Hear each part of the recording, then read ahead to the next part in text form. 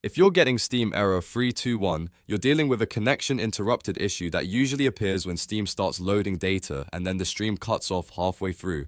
In most cases, this is caused by a network bottleneck, unstable connection, or even ISP throttling. The good news is that there are a couple of very effective fixes you can try right now, and I'll walk you through both of them step by step. If this video helps, please hit the like button and subscribe for more quick tech fixes just like this. Let's get into it.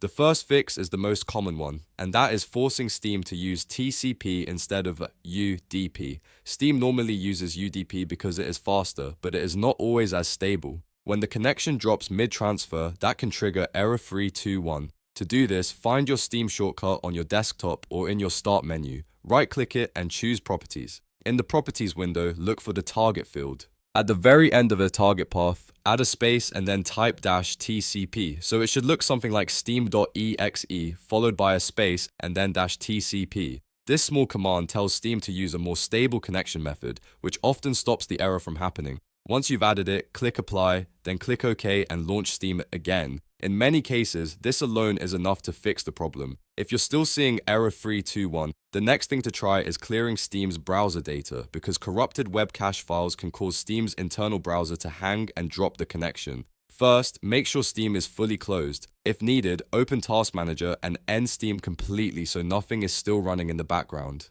Then press Windows and R on your keyboard to open the run box. Type %localappdata \steam and press Enter.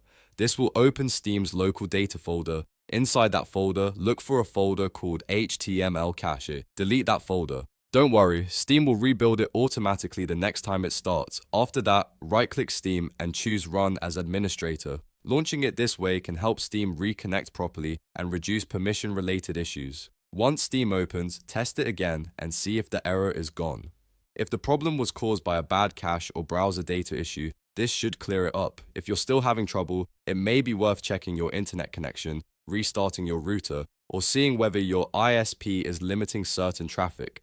But for most users, adding the -tcp command and clearing the HTML cache folder are the two best fixes for Steam error 321. If this tutorial helped you, make sure to like the video, subscribe to the channel, and turn on notifications so you don't miss the next fix. Thanks for watching, and I'll see you in the next one.